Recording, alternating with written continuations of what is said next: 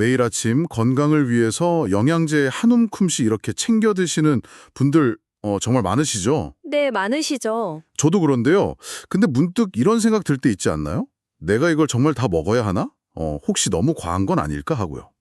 그렇죠. 그런 생각 들 수 있죠. 오늘 저희는 당신이 공유해 주신 자료들을 바탕으로 바로 이 영양제 복용의 빛과 그림자, 이걸 좀 깊이 파헤쳐 보려고 합니다. 네, 단순히 몸에 좋다더라, 이 말만 믿고 습관처럼 먹기에는 생각보다 훨씬 더 신중하게 따져봐야 할 점들이 많아 보이더라고요. 우선 이 자료들에서 영양제 혹은 건강기능식품, 이걸 어떻게 정의하고 있는지부터 짚어보죠. 네. 가장 눈에 띄는 건 이게 절대 치료제가 아니라는 점, 이걸 명확히 한다는 거예요. 맞습니다. 그게 중요하죠. 어디까지나 부족한 영양소를 보충하거나 아니면 특정 기능성분 섭취를 돕는 보조수단이라는 거죠. 네, 보조적인 역할. 그리고 가장 중요한 건 역시 균형 잡힌 식사다.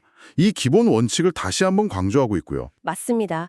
그리고 자료들은 그 과장 광고의 함정에 대해서도 아주 날카롭게 지적하고 있어요. 과장 광고 문제요? 네, 마치 이것만 먹으면 모든 건강 문제가 해결될 것처럼 광고하지만 실제로는 그 효과가 과학적으로 명확히 검증되지 않은 경우가 허다하다는 겁니다. 만병통치약처럼 이렇게 포장된 이미지에 현혹되기 쉽다는 거죠. 그렇겠네요. 실제로 여러 국내외 연구 결과를 보면요. 많은 분들이 기본적으로 드시는 그 종합 비타민조차도 사망률 감소와 뚜렷한 연관성을 보이지 않거나 건강 개선 효과가 통계적으로 유의미하게 나타나지 않았다. 이런 보고들이 있다고 합니다. 종합 비타민도요. 네, 심지어 한 보건 매체에서는 종합영양제를 과다하게 섭취했을 때 오히려 신장 결석이나 혈관 석회화와 같은 부작용이 생길 수도 있다. 이런 가능성까지 제기되었다고 하고요. 와, 이건 좀 충격적인데요? 네, 그렇죠.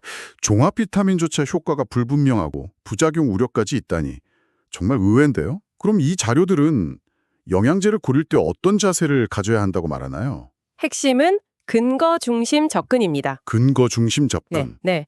영양제를 고려할 때 다음 세 가지 질문을 스스로에게 던져보라고 아주 강력히 권고합니다. 첫째, 정말 나에게 필요한가? 둘째, 안전성은 검증되었는가? 셋째, 효과에 대한 과학적 근거는 충분한가? 이 질문들에 명확하게 답할 수 있을 때만 섭취를 고려해야 한다는 거죠. 막연한 기대감이나 광고에 의존하는 대신에 좀 냉철하게 따져보는 자세가 필수적입니다. 근거 중심 접근. 네, 명심해야겠네요. 자, 그럼 이제 좀 더 구체적으로 들어가서요. 특정 영양 성분을 너무 많이 먹었을 때 어떤 위험이 있을 수 있는지 살펴보죠. 네. 자료들을 보니까 꽤 심각한 경고들이 담겨 있더라고요. 이건 정말 귀 기울여 들어야 할 것 같습니다. 네, 맞아요. 무심코 좋다니까 하고 먹던 것들이 예기치 못한 문제를 일으킬 수 있습니다. 자료에 언급된 몇 가지 주요 사례를 좀 더 자세히 들여다보겠습니다. 네. 우선 비타민 D입니다.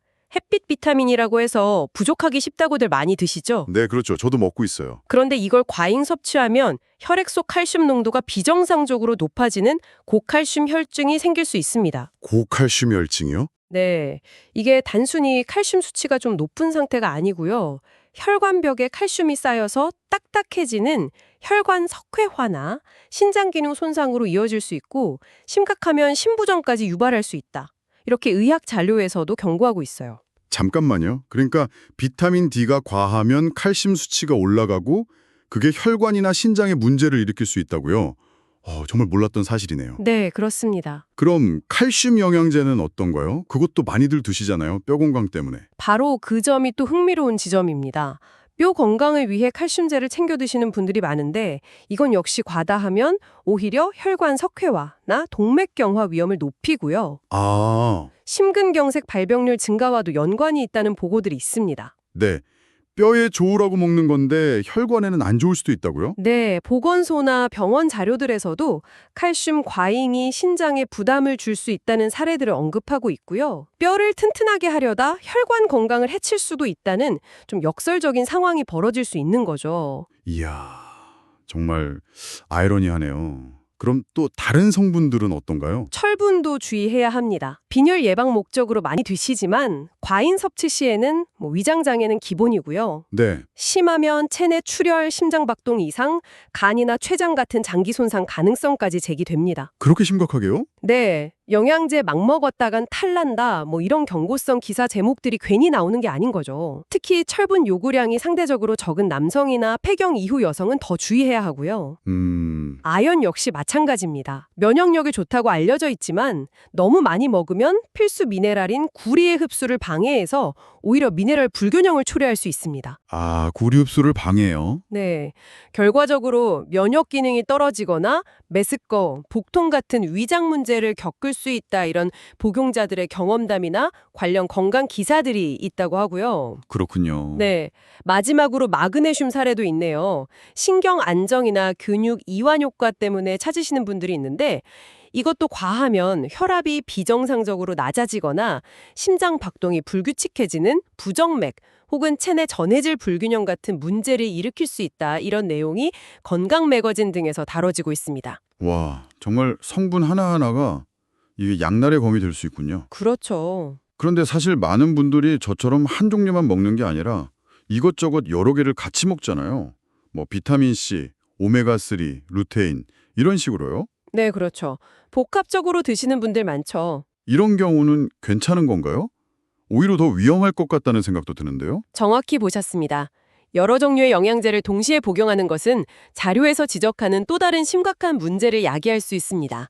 크게 두 가지 측면에서 위험성이 커지는데요. 두 가지요? 어떤 거죠? 첫 번째는 상호작용의 문제입니다. 상호작용. 네, 영양제 성분들이 서로 흡수를 방해하거나 효과를 반감시킬 수도 있고, 반대로 특정 성분의 작용을 너무 강하게 만들어서 부작용 위험을 높일 수도 있습니다. 더 큰 문제는 복용 중인 처방약과의 상호작용인데요. 아, 약이랑요? 네, 예를 들어서 혈액 응고를 막는 약을 드시는 분이 오메가3나 비타민 E를 고용량 섭취하면 출혈 위험이 커질 수 있는 것처럼요. 약효를 떨어뜨리거나 예상치 못한 부작용을 일으킬 수 있는 거죠. 실제로 한텐계에서는 건강기능식품을 과다 복용해본 경험이 있는 사람이 42%나 된다는 보고를 인용하면서 이 문제의 보편성을 시사하고 있습니다. 42%나요? 생각보다 훨씬 많네요. 그럼 두 번째 문제는 뭔가요? 두 번째는 바로 중복 섭취로 인한 과잉 문제입니다. 중복 섭취. 네, 여러 제품을 먹다 보면 본인도 모르는 사이에 특정 성분을 상한 섭취량 이상으로 먹게 될 위험이 아주 큽니다. 예를 들어 종합 비타민에도 비타민 D가 들어있는데 따로 비타민 D를 또 챙겨 먹는 식이죠. 제품 라벨을 꼼꼼히 확인하지 않으면 이런 중복을 놓치기 쉽습니다.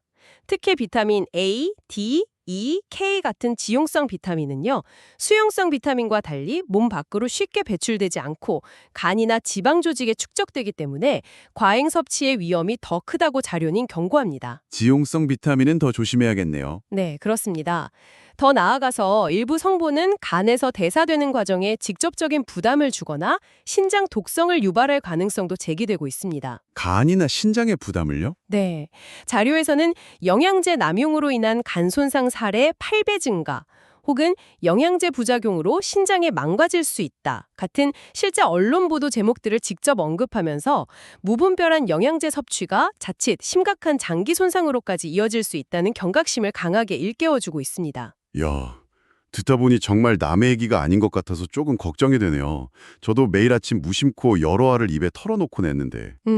그럼 이 자료들은 이런 위험을 피하고 영양제를 현명하게 활용하기 위해서 어떤 방법들을 제안하고 있나요?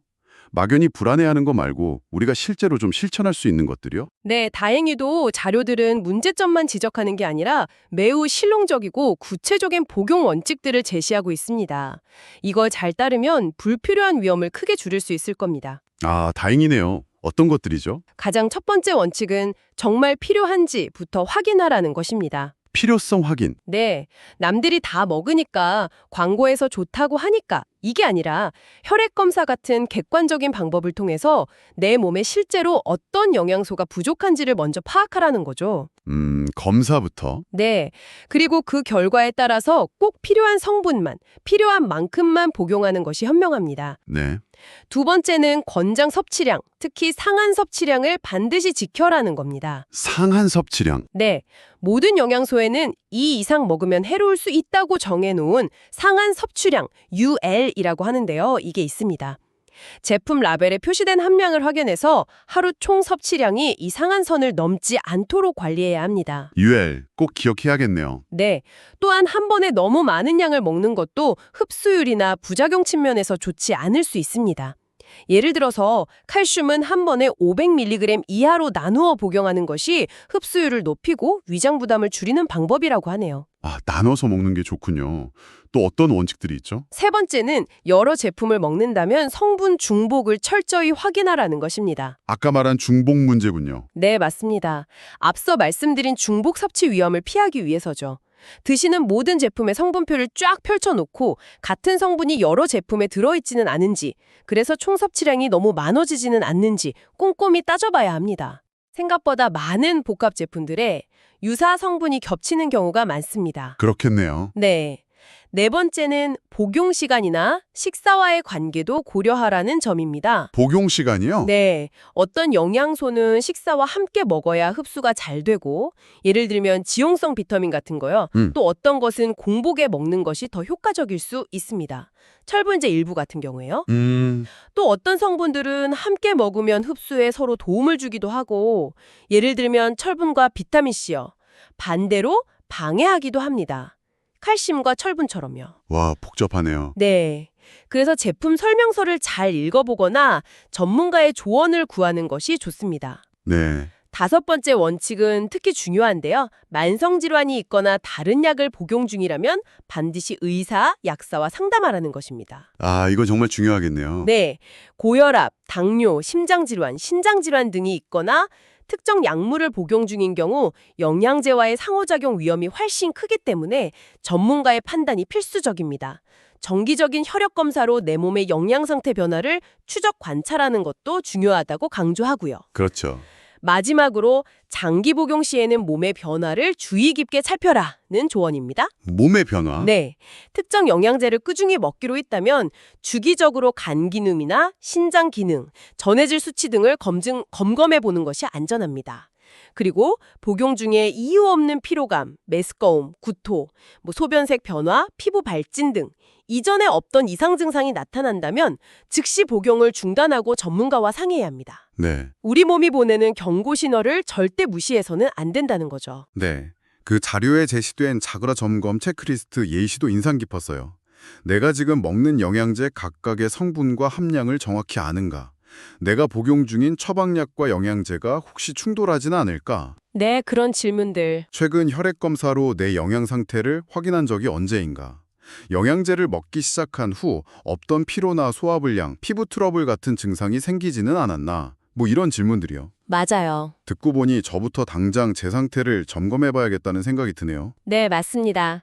그리고 자료는 특히 고령층이나 특정 건강 상태를 가진 분들은 영양제 복용에 더욱 신중해야 한다고 거듭 강조합니다. 아, 고령층이나 특정 질환이 있는 경우요? 네, 젊고 건강한 성인과는 고려해야 할 점들이 다르기 때문이죠. 예를 들어 고혈압, 당뇨병, 심장병, 만성 신장 질환 같은 만성 질환을 앓고 계신 분들은 칼륨이나 인 같은 특정 미네랄의 과잉 섭취에 더 민감할 수 있고요. 영양제 성분과 기존 치료 약물 간의 상호작용 위험도 더 높습니다. 그렇군요. 특히 신장 기능이 저하된 분들은 특정 미네랄이나 약물 대사산물을 배출하는 능력이 떨어져서 독성 위험이 커질 수 있으니 각별한 주의가 필요합니다. 신장 기능이 중요하네요. 네, 간 기능이 저하된 경우도 마찬가지입니다. 간은 우리 몸의 화학 공장 같은 곳이라 많은 영양 성분들이 간에서 대사되는데 간 기능이 떨어져 있으면 이 과정에 부담이 가거나 독성 물질이 제대로 해독되지 못할 위험이 있습니다. 간도요. 네, 또한 와파린 같은 항응고제, 그러니까 피를 묽게 하는 약이나 특정 혈압약을 드시는 분들은 오메가3 지방산, 비타민 K, 코엔자임 Q10 같은 성분들이 약효에 직접적인 영향을 줄 수 있습니다. 따라서 이런 약을 드시는 분이 영양제를 추가로 복용하려면 반드시 사전에 담당 의사나 약사와 상의해서 안전성을 확인해야 한다고 자료는 강력하게 권고합니다. 네, 꼭 상담해야겠군요. 네. 그리고 일반적으로 고령자는 젊은 사람보다 소화 흡수 기능이 떨어지는 경향이 있습니다. 아, 흡수율도 다르군요. 네.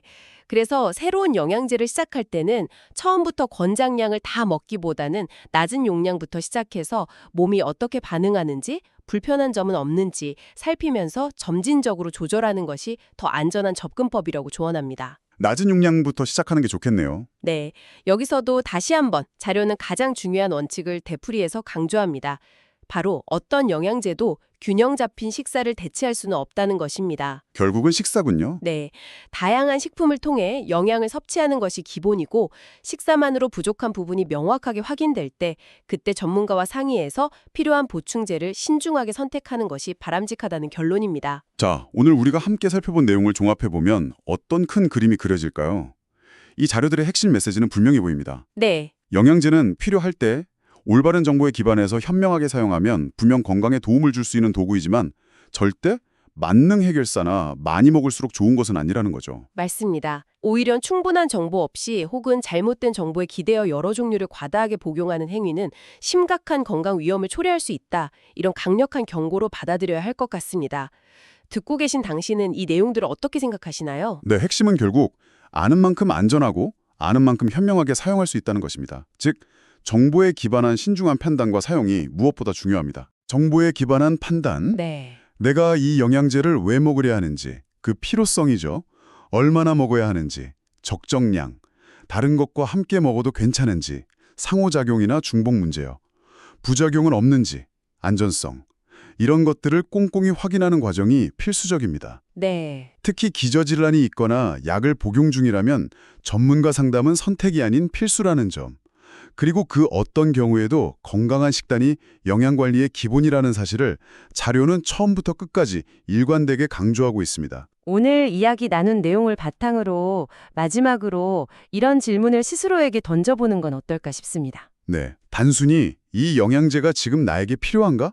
라는 질문에서 한 걸음 더 나아가서 나는 왜 이렇게 많은 종류의 영양제를 필요하다고 느끼고 있을까? 하고 말이죠. 아, 근본적인 질문이네요. 네, 그 이유가 정말 객관적인 데이터에 기반한 영양 결핍을 해소하기 위함인지 아니면 혹시 모를 건강 문제에 대한 막연한 불안감을 잠재우려는 심리적 안정감의 추구인지 혹은 주변의 권유나 광고에 나도 모르게 영향을 받은 것은 아닌지 어쩌면 이번 기회에 당신의 영양제 섭취 습관 뒤에 숨어있는 진짜 동기를 한번 깊이 들여다보는 것도 의미 있는 성찰이 될 수 있겠습니다.